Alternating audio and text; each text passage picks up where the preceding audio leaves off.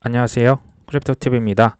이번 시간에는 비트코인 현물 ETF 도대체 언제쯤 가능할지, 그리고 올해 들어서 코인 가격 상승하고 있습니다. 그 이유가 무엇인지, 사진에 보이는 비트와이즈, 이제 크립토 자산운용사의 CIO로부터 한번 그 답을 들어보도록 합니다. The Pump 팟캐스트라고 해서 이제 유튜브 채널인데요. 예전에 한번 소개해드린 바 있는 앤소니 폼플리아노입니다. 근데 이제 이름에 pom프가 들어가 있죠. 그래서 이제 펌프라고 이제 애칭으로 부릅니다. 모건 크랙 디지털, 그 크립토 헤지 펀드를 창업해서 큰 돈을 버셨죠. 뭐 1,300억 이상 이렇게 버셨고요. 예전에 이제 미군 하사로도 복무를 했던 좀 독특한 이력이 있습니다. 자, 이 사람이 또 이제 그 Welcome to the Show 하고 인터뷰하는 사람을 이렇게 소개를 하죠. 화면에 보이는 이분은 이제 맷 호건이라고 합니다. 그 비트와이즈의 CIO로 있고요. 비트와이즈는 크립토의 가장 큰 인덱스 펀드를 운영을 하고 있습니다. 크립토 자산운용사라고 보시면 되고요. 이 사람은 이제 전통금융에 크게 이제 오랫동안 몸을 담았었고요. 특히 이제 ETF의 거의 최고 끝판왕이라고 보시면 될 것 같아요. 뭐 이런 게 있었는지 몰랐는데 명예의 전당까지 들어갔고요. 뭐 포브스나 뭐 바론과 같은 주요 경제지에 뭐 글을 쓰기도 하고 책도 실제로 많이 썼습니다. 자, 사회자가 묻습니다. 2023년 다른 자산에 비해서 비트코인 크립토 가격이 좀 많이 올랐다. 그 이유가 뭐냐? 매트가 얘기를 합니다. 세 가지 뭐 동력이 있는데, 자, 첫 번째는 사람들이 의외로 간과한다. 근데 그것은 크립토가 매우 주기적이라는 것. 주기가 있다는 거죠. 자, 3년간은 상승했고 1년간은 하락했다. 자, 비트코인 2011년, 2년, 3년은 크게 폭등을 했습니다. 그리고 마운트 곡스 거래소가 해킹을 당하죠. 2014년 2월에 해킹을 당합니다. 그때부터 하락장이 시작됐죠. 2015년이 이제 또 하락장이 찾아옵니다. 그때 이더리움이 처음 런칭이 되었습니다. 그리고 2015, 16, 17, 17년까지 이렇게 상승을 합니다. 그리고 18년에 이제 하락을 했죠. 그 이유는 뭡니까? 규제 당국의 ICO 금지. 이거 너무 무분별하다 해서 폭락이 됐었고요. 규제에 철퇴를 막 가했었죠. 우리나라도 박상기의 난 기억하시면 됩니다. 자, 2019년 디파이라고 하는 게 세상에 뭐 거의 처음 이렇게 등장을 합니다. 뭐 그 전부터 있었지만 좀 이제 언급이 되면서 좀 사람들이 인식이 되었죠. 탈중앙화 금융 이렇게 나오면서 19, 20, 21년 여기도 3년간 상승을 하죠. 그리고 잘 아시다시피 작년 뭐 내내 하락을 했죠. 이유가 뭡니까? 이번에는 연준의 급격한 금리 인상이었습니다. 지금 우리는 네 번째 큰 사이클에 와 있다라고 얘기를 하네요. 매트는 리테일, 그러니까 일반 투자자들은 뭐라고 하든지 간에 나는 이제 인사이더다. 이 지금 자산운용사, 뭐 크립토 펀드를 운영하는 사람 관점에서 보면 지금 우리는 상승장, 3년 상승장의 초입에 서 있는 것이다. 자, 은행 위기 발생했죠. 그 결과로 사람들이 뭐 여러 가지 대안을 찾습니다. 금도 찾고요, 뭐 달러도 찾고요, MMF로 이렇게 돈이 이동을 하지만 그 중에 하나가 뭐다? 크립토다. 규제 측면에서도 뭐 온갖 펀드가 난무하죠. 이거는 근데 사실 모두가 지금 예상을 했던 거다. 그리고 어쨌든 명확한 규제는 나올 것이기 때문에 오히려 이것은 강력한 호재라고도 봅니다. 굉장히 이제 낙관적이죠. 당신은 현존하는 자산 중 최고 실적을 자랑하는 자산에 투자를 하고 있다라고 얘기를 합니다. 자, 사회자가 묻습니다. 당신은 기관들이 크립토 투자하는 걸 이제 돕는 기업이다. 요즘 큰 돈이 어디로 흘러가는지 알고 있지 않냐? 그렇다. 우리 회사 기관의 세일즈맨, 그러니까 기관 투자자들을 문을 두들기면서 영업하는 사람만 25명이 있다. 그들 마음을 누구보다 그래서 잘 알겠죠. 2022년은 크립토 관련 기업의 주식이 핫했습니다. 예를 들면 코인베이스 거래소죠. 뭐 라이엇 채굴 기업이고 실버게이트 은행입니다. 왜냐하면 지금 뭐 현물 ETF 뭐 이런 게 없기 때문에 크립토 관련 뭐 비트코인 관련 기업을 그냥 주식을 샀죠. 이거는 뭐 합법이니까요. 지금도 물론 이런 크립토 관련 기업 주식에 관심이 있는 건 사실이지만 그들은 이제 비트코인이나 이더리움 그리고 좀 시총이 큰 알트코인에 직접 투자하는 데 관심이 많다. 이건 좀 충격적입니다. 이제 직접 소유를 하고 싶어 하는 거죠. 자, 외부에서 잘 모르는 재밌는 사실은 우리 투자 기업의 관점에서 봤을 때 하락장은 한 번도 없었다는 것이다. 글쎄요, 하락장이 없었다. 이건 조금 납득이 쉽진 않은데요. 일단 가봅니다. 자, 각종 크립토 플랫폼은 계속 진화를 하고 있죠. 미국의 최고 전문 투자 기관들, 투자를 결정하는 고문관들이 있습니다. 기관의 고문들, 패밀리 오피스, 그냥 조단이 넘어가는 가족의 부를 재산을 운영하는 데가 이제 패밀리 오피스죠. 이 모든 기관들이 지금 크립토에 관심이 굉장히 크다. 그들은 작년 크립토가 하락했는지 눈치를 못 챘을 정도다. 글쎄요, 조금 과장인 것 같기도 합니다. 자, 어쨌든 2021년 상승장처럼 우리가 생각하는 만큼 빠른 속도로 가는 건 아니지만 아주 천천히 오른 방향으로 가고 있다. 얘기를 하죠. 이제 사회자가 조금 반감이 들 수도 있습니다. 기관 투자자들도 사람 아니냐? 왜 그들은 크립토 가격 떨어지는 거 이거 무시하는 거냐? 아니면 이제 buy the dip 좀 떨어졌으니까 산 거냐? 이렇게 이제 물어보죠. 매트가 답을 합니다. 기관들은 생각보다 매우 느리게 움직인다.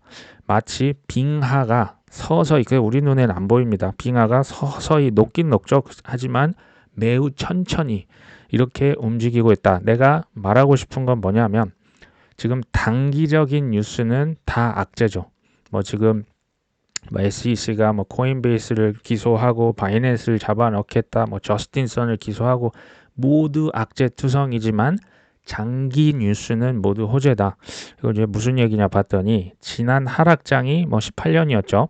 그때랑 비교하면 비트코인 기준 그때 $3,000였습니다. 그게 지금 $30,000죠. 가격이 그때 대비 여전히 10배입니다. 자, 믿기지십니까? 자, 모든 크립토 지표는 이제 여러 가지 지표가 있는데 다 10배 이상 상승을 했고요.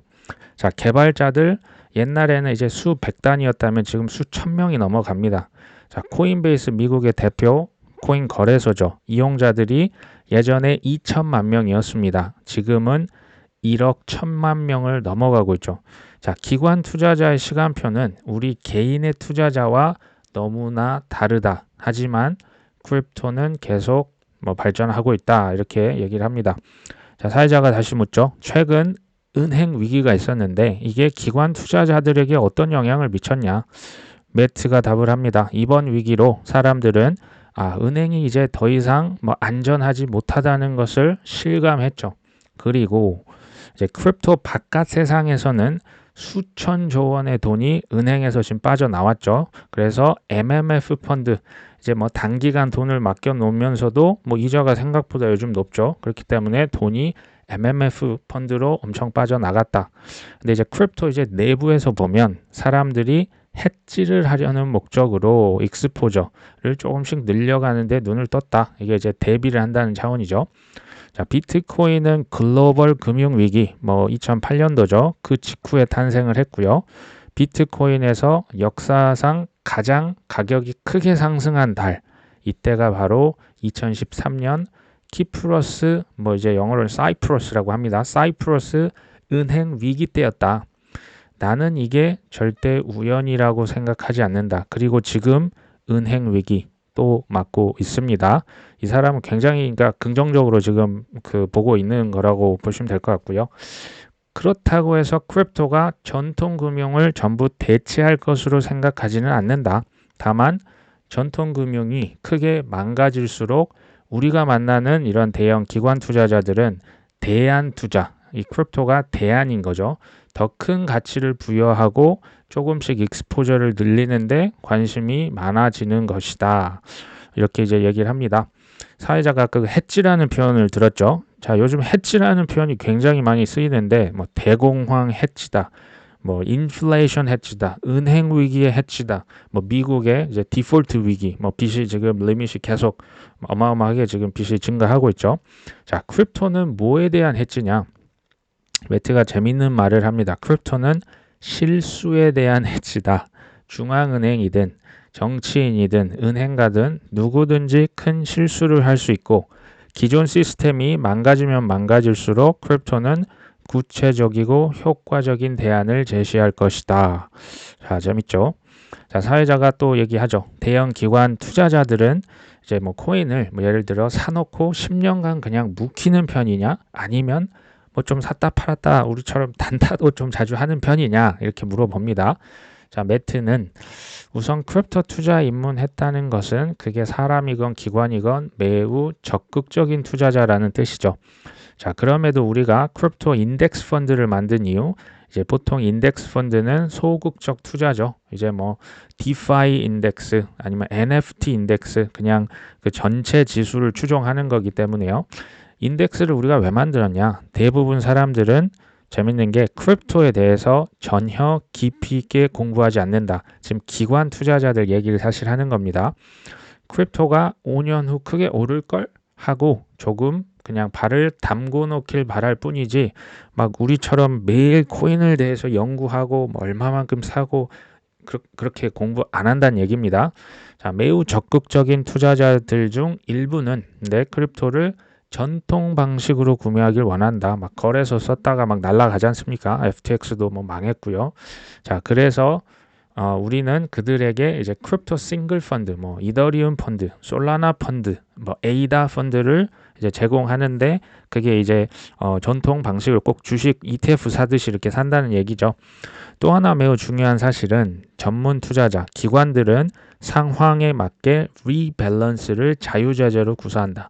이제 리밸런스는 상황에 따라서 포트폴리오를 샀다 팔았다 한다는 얘기입니다. 자, 기관들은 22년도 가격이 떨어졌죠. 그러면 그들은 더 삽니다. 자, 23년 가격이 지금 오르고 있죠. 그러면 그들은 코인을 팔 것이라는 얘기를 합니다. 그래서 포트폴리오를 다시 정비하는 거죠. 왜 이렇게 할까요? 이게 좀 더 보수적인 접근이라 보시면 됩니다. 그러니까 확실하게 가격이 오르면 그 이제 고객의 돈이기 때문에 팔아서 수익을 확실하게 채워 넣는 거고요. 떨어지면 더 이제 들어가서 확실한 그 안전 마진을 가져가는 거죠. 자, 사회자가 묻습니다. 23년도 비트코인 현물 ETF 이거 가능할까요? 미국 내 현황 좀 알려달라. 실제로 비트와이즈는 여러 번 신청했다가 사실 반려를 당했죠. 비트코인 현물 ETF의 최초 신청은 2013년으로 거슬러 간다고 하네요. 무려 10년 전이죠. 그때 비트코인 가격이 뭐 우리 돈 한 10만 원, 뭐 9만 원, 뭐 이렇게 했습니다. 자, 올해 비트코인 현물 ETF 가능성. 자, 이 질문이 나오니까 굉장히 난처한 표현을 짓고요. 개인적으로는 올해 비트코인 현물 ETF 승인은 어려울 것으로 본다. 뭐 사실 익숙하죠. 자, SEC가 지금 미승인 쪽으로 이미 가닥을 잡았기 때문에 우리는 현재 현물 ETF 승인을 그러니까 이제 신청도 안 한 상태라고 보시면 됩니다. 자, 그레이스케일도 뭐 반려를 당했죠. 근데 지금 소송을 걸었습니다. 감히 SEC를 상대로 소송을 걸었죠. 왜 우리 현물 ETF 승인 안 해줘? 이거 지금 나도 재미있게 지켜보는데 이것이 결국에는 비트코인 현물 ETF 승인의 길을 열어줄 것이다. 자, 24년도는 가능할지도 모르겠으나 23년은 글쎄 좀 어렵지 않을까라고 본다고 합니다. 자, 투자자들이 이 시점에서 스스로에게 한번 물어봐야 할 질문은 뭐냐? 비트코인 현물 ETF가 24년, 아무리 늦어도 25년이면 이거 될 거다. 근데 당신은 그때까지 매수 없이 그러니까 코인을 사지 않고 그때 되면 살 것이냐 아니면 지금 먼저 사놓고 승인을 기다릴 것이냐 이 질문을 하라는 얘기죠. 자, 많은 투자자들은 승인 전 비트를 매수하고 이제 승인 되기를 기다리는 쪽을 택했다. 근데 이제 언젠가 반드시 승인은 되겠지만 좀 올해는 이제 어려울 것으로 본다. 그러니까 이제 확신에 가득 찼기 때문에 미리 가격 오르기 전에 뭐 승인되면 엄청나게 올라갈 거기 때문에 미리 샀다는 얘기가 되겠죠. 기관 투자자들이 이렇게 한다는 겁니다. 자, 사회자가 다시 묻습니다. 그레이스케일 SEC 소송의 관전 포인트가 뭐냐? 자, 우리와 그레이스케일은 사실은 뭐 같은 동종업계의 친구지만 또 경쟁자이기도 하죠. 자, 그레이스케일의 지금 법정 소송에서의 포인트는 뭐냐? SEC가 비트코인 선물 ETF는 승인을 했죠. 근데 그 선물 ETF는 계약을 이제 뭐 정산을 할 때 현물 비트코인 가격을 기준으로 합니다. 그러니까 현물 비트의 가격이 그때 이제 오르냐 떨어지냐에 배팅을 하는 거죠. 근데 현물 가격을 기준으로 해놓고 왜 그러면 현물 가격을 그러니까 현물 ETF는 그럼 승인을 안 시키냐? 비트코인 현물 가격이 시장 조작에 취약하기 때문에 믿을 수 없다고 얘기를 하는 거죠. 그러니까 이게 이제 논리에 맞지가 않는 거죠. 이걸 이제 지적하고 있다는 거고요. 그리고 나는 진심으로 그레이스케일이 승소하기를 바란다. 하지만 승소한다고 해도 곧바로 현물 ETF가 승인되지는 않을 것이다. 지금 24년으로 예상을 이렇게 좀 하더라고요. 자, 여기서 이제 제 생각도 한번 말씀을 잠깐 드리면 언제 결국 승인이 될 수 있을 것인지. 자, 제가 여기에 참 여러 가지를 적어 놨습니다. 그 리플 소송도 있고, 그레이스케일 소송도 있고요. 다 이제 본의 아니게 SEC죠. 자, 비트코인 현물 ETF. 규제의 명확성 지금 아직 없습니다. Great Reset, 뭐 금융 위기, 뭐 ISO 2002 이제 뭐 그 뭡니까 그 코인 이런 디지털 화폐 이런 어떤 글로벌 표준이죠. 산업 표준이죠. 25년도 우리나라 세금 코인 그 25년까지 유예가 됐습니다. 지금 작금의 은행 위기들 또 이제 내년에 있을 비트코인 반감기 연준이 지금 금리를 올렸다가 내렸다가 하고 있죠. 자, 이제 아직 내리진 않았지만 곧 동결을 시킬 것이라 봅니다. 자, CBDC 지금 중앙은행에서 다들 뭐 전 세계에서 준비하고 있죠. 그리고 내년 11월 미국의 대선이 있습니다. 이게 이제 연관이 없어 보이지만 이게 결국에는 저는 다 연관이 되어 있다고 봅니다. 그 누군가의 그 계획표 시간대로 가지만 아까 말씀드렸죠. 매우 천천히 흘러가고 있죠. 결국 이 모든 것들이 쉽게 말하면요. 소송이 끝나면 이게 비트냐 이더냐 XRP가 이제 규제 명확성이 생기는 거고요. 그러면 당연히 세금 내는 거죠. 그러면 이제 그 산업 표준도 결국에 다 자리를 잡고요. CBDC도 결국 다 나옵니다. 그러니까 이게 다 연관이 있다는 얘기가 되겠죠. 문제는 생각보다 그러니까 우리의 생각보다죠. 시간이 많이 걸릴 수 있다는 것. 내년이요. 뭐 내년도 빠르면 내년이고요. 늦으면 25년 될 수도 있습니다. 그때까지 좀 떨어질 때 미리 사놓는 사람 그리고 꿋꿋이 버티는 사람 결국 승리를 할 수 있다고 생각을 합니다. 자, 제가 다음 편에서는 왜 지금 코인 투자 관심을 꼭 가져야 하는지 아까 그 말씀드린 bitwise의 CIO가 얘기하는 것을 좀 소개를 드려볼까 합니다. 오늘도 끝까지 시청해 주셔서 감사합니다.